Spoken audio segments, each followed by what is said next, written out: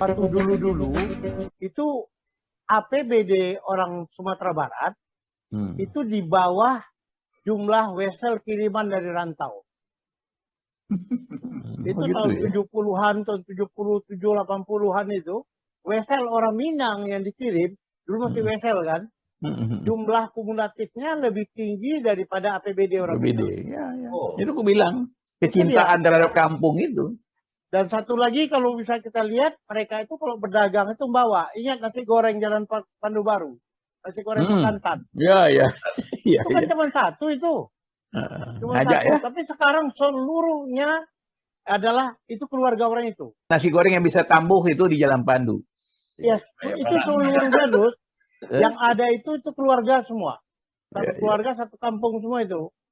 Kan yang pertama sekali itu kan yang di sebelah kanan kan. Pindah ke kiri, pindah akhirnya kemana-mana itu dia. Semua sama, Jalan Pemuda sekarang, jalan apa di muka Istana Plaza. Itu syaratnya cuma satu. Itu satu begini, kampung Jaya, semua. Jaya tadi kata si Is kan, apa tadi kalau sayang sama kampung kan tinggalkan. Ya. Kalau sayang sama anak dilacui, katanya kan gitu. Ada lagi orang Minang itu, dia merantau itu istilahnya rantau Cino, nggak balik-balik lagi ke kampungnya. Tapi duit dia kirim. Kemarin saya kan baru dari sana. Di kampung mak saya itu banyak sekali rumah kosong. Termasuk rumah-rumah yang gonjong itu. Kita tanya, ini kemana orangnya? Orangnya dirantau, nggak balik-balik lagi dia. Jadi populasi orang Kubang yang kampung mak saya itu lebih banyak. Ada yang di Cibinong, ada yang di mana, dibanding di Kubangnya itu sendiri. Betul. Ini filsafatnya rantau Cino. Nah, si Is tadi kan menyebutkan terimpit mau di atas. Mau kalah dia, mirip-mirip Keling juga kan gitu. Itu makanya semua masjid di Minang itu punya kolam. Pelihara ikan. Jadi pengelola masjid uangnya dari kolam itu. Semua itu. Dan rata-rata aku pernah Bang belum puasa ke sana, itu jamaahnya cuma 4-5 orang, nggak sampai satu saf itu. Karena masjidnya megah, yang bangun orang kampung, orang Jakarta. Itu di Talua itu luar biasa tuh masjidnya, cantik kali. Yang bangun semua orang kota, orang Minang sendiri nggak ada, orang di kampung nggak ada. Jadi kalau kita lihat filosofinya ya, falsafah dari orang, bukan hanya Padang, itu falsafah itu kan menunjukkan identitas orang sebenarnya. Misalnya khasnya Padang bagaimana, kalau tadi dicerita kalau mau terimpit tapi di Ateh, mau terkurung tapi di luar. Kan gitu ya, hal-hal seperti itu kemudian yokan jurang lalukan diawak. Yang kayak gitu sebenarnya saya melihatnya orang Padang itu lebih safety player gitu loh. Cari amannya lebih kuat, ya kan? Jadi dan itu tidak salah. Nah, baru kita arahkan ini sebenarnya profesi yang paling tepat bagi orang Padang apa? Ya balik lagi ke dagang. Karena semua itu adalah yang dibutuhkan oleh seorang pedagang. Pedagang itu nggak boleh nyakitin hati orang. Yokan lah itu kan. Ya kan aja gitu. Lebih jauh dari itu bukan pedagang. Orang Padang ini pandai berdiplomasi. Iya, betul. Awak tak mau beli, bisa dibikinnya jadi mau beli. Ya, pedagang dan diplomat. Betul. Ini sisir paling bagus tak bisa patah. Ini contohnya. Patahkannya. Betul-betul patah. Ini contoh yang bisa patah katanya. Udah, bukan begitu. Dia bilang gini, begitu. Itu kejadian real itu. Begitu dipatahkan, patah benar. Tapi nggak hilang akal. Ditunjukkan sama orang nonton. Lihat nih ini. Ini padat. Ini saya menunjukkan isinya. Tidak kopong sisir ini. Sudah dipatahkan kan patah. Dia bilang dari luar negeri ini katanya. Di bengkok-bengkok kan nggak bakal patah. Tahu-tahu kan patah. Yang dia bilang, begitu orang Padang berdagang nampak luar, nampak dalam. Itu dia maksudnya. Ya. Nampak dalamnya begitu. Jadi artinya orang Padang nggak nokok kan itu. Dia jual kaos kaki. Dia bilang, ini asli nih luar negeri. Kalau nggak asli luar negeri, balikkan kaosnya. Dibeli orang lah, rupanya ketahuan di dalamnya ada made in Indonesia-nya. Datanglah orang ke pedagang tuh.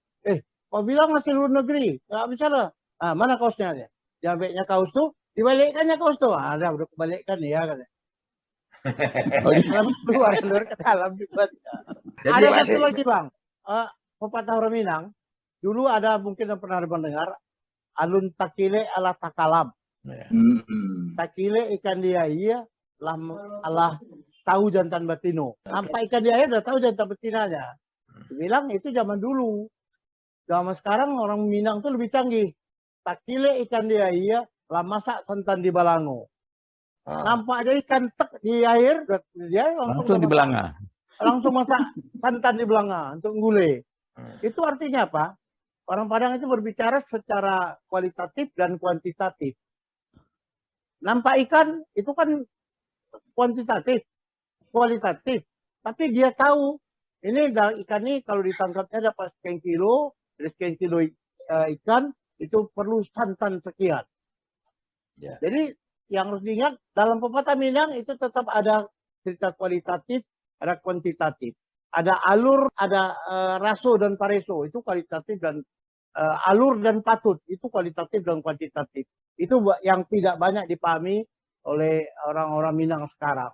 Jadi anak muda terutama. pepatah kau ini tadi, tak kira ikan di air, lah tahu jantan batino, itu waktu Sungai Babura itu masih bening airnya. Udah keruh nggak apa lagi. Iya. Udah hitam ya airnya ya. Ada satu nih, orang Padang nih kata orang yang paling take and give. Dia ngambil tapi dia ngasih. Ya. Zaman dulu mak saya selalu marah, dibilang oleh Padang pencilok, hanya marah mak saya. Tapi kejadiannya memang betul. Orang Padang nyuri satu kaki aja udah bahagia dia. Iya kan? Asam. Misalnya baun, orang Padang menambahkan n, tadinya kan bau, ditambahkan orang Padang n, baun, itu dia memberi. Tapi ada juga yang dia ambil, misalnya kayak apa asam diambil satu kakinya, iya kan, tinggal asan misalnya kan gitu. Jadi dia take and give betul-betul. Ada yang dia ambil, ada yang dia kasih. Dalam bahasa ya, dalam kata-kata coba. Si Jai barangkali yang tahu yang mana yang diambil, yang mana yang dikasih. Orang Padang itu punya kebiasaan tidak mau nampak dia itu sengsara. Saya dulu saya selalu jadi juri dulu untuk kelompok pencapir kan gitu ya. Keliling Indonesia. Satu kali peristiwanya itu dibikin di Bukit Tinggi. Itu sudah mau datang Menteri Harmoko ke tempat kejadian ini, itu masih kotor lapangannya. Kursi sudah ditaruh tapi masih banyak sampah. Nah kebetulan kepala kantor penerangannya kan orang Padang. Saya tanya, Pak, ini macam mana itu masih kotor? Kenapa nggak ada yang nyuruh?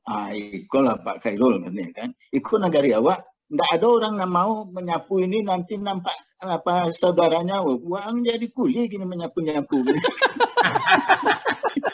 Gitu ya. Akhirnya terpaksa pegawai-pegawai depan yang dari Jakarta nyapu itu coba. Aku teringat kaum pencapir tadi kan waktu zaman Pak Harto dulu kan warga berencana itu kan digalakkan.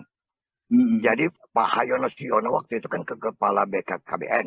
Ya, dia membaca ada formulir yang dikirimkan ke Provinsi Sumatera Barat tentang BKKBN. Ternyata di dalam situ ada isian jumlah orang yang hamil di Sumatera Barat 0%. Terkejut dia. Ini berhasil BKKBN Sumatera Barat. Maka dia harus meninjau ke Sumatera Barat. Dari airport dia jalan mau masuk ke Kota Padang. Tengoknya banyaknya orang hamil. Kenapa dibikin gubernur 0%? Maka dia tanya sama gubernur, Pak Gubernur katanya. Tapi banyaknya orang yang hamil. Kata, iya orang hamil banyak Pak. Kami di sini orang buntiak.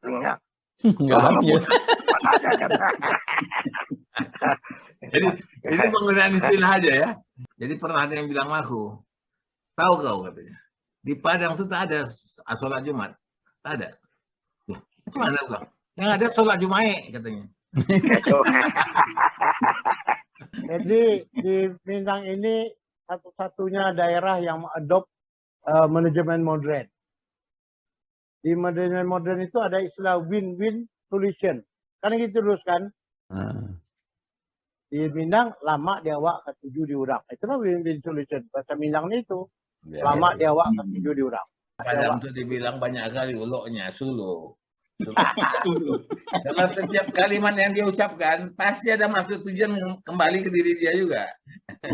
Ada kesamaan ya, Rul. Dari mulai Aceh sampai ke Padang katakan gitu, ataupun sampai Palembang, ataupun apa ya.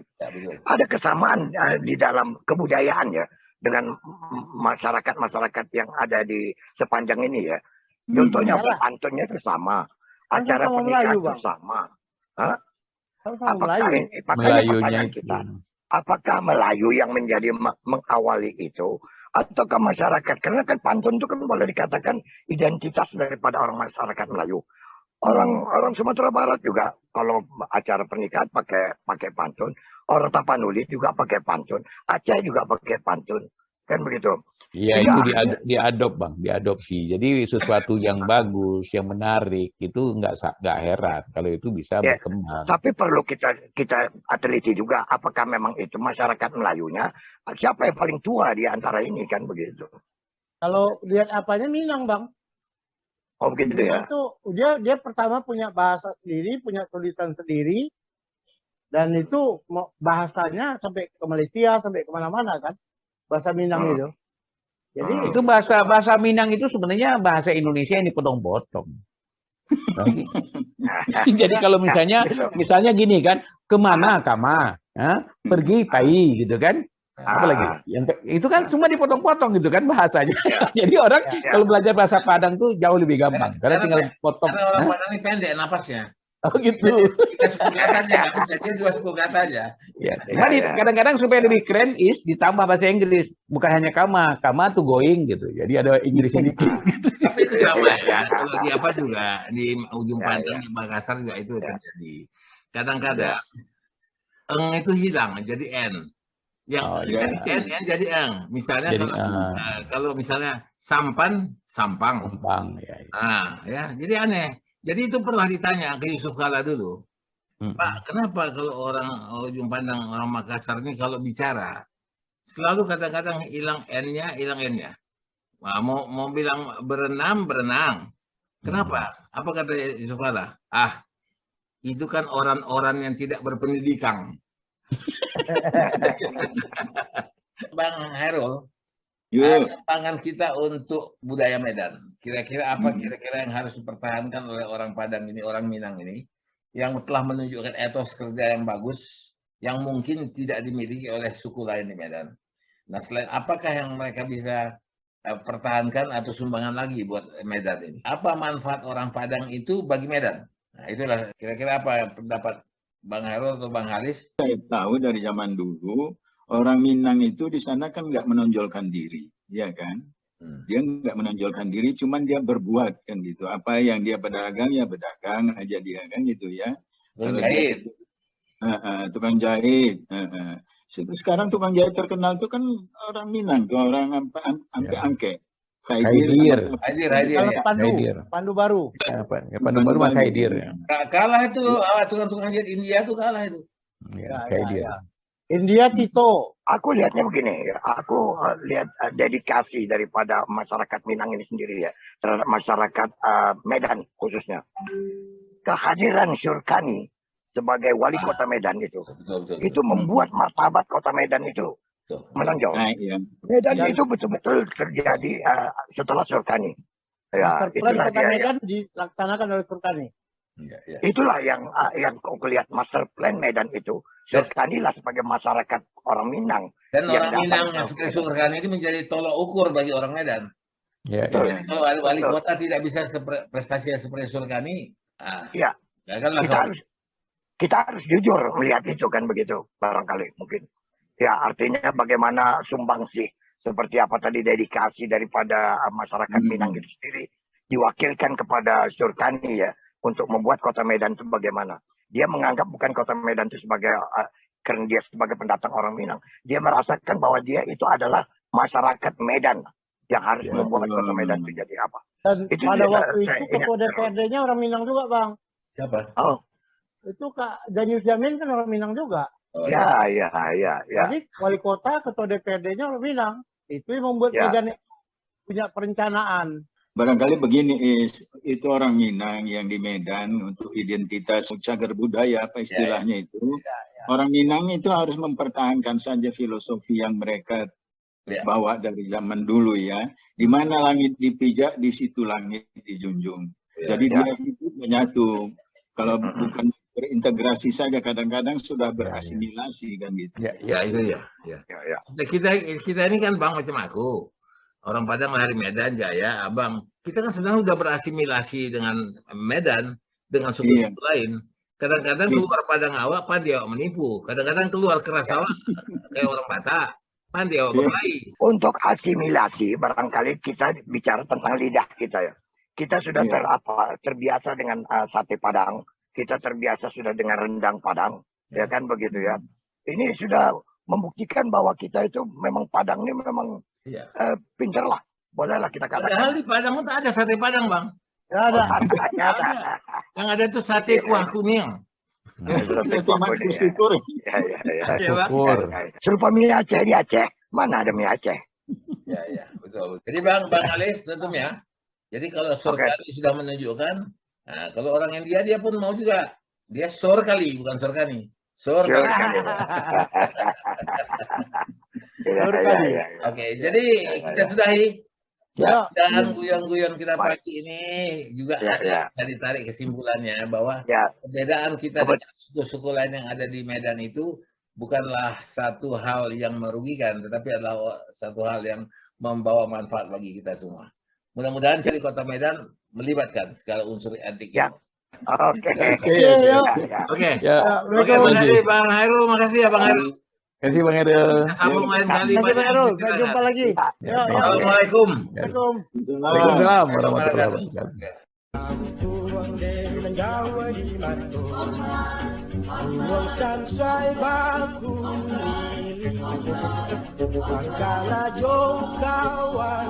Kawan dan lamo sampai basul yang sulit pandu ya nyonan melo dan suko bagong tondoyo no susah samo bilaso dan takana yo kampung takana yo kampung Indo ayah dia sadonyo Raso maindau imbau den pulang Dan takkan ayo kampung Takkan ayo kampung Takkan ayo kampung Takkan ayo kampung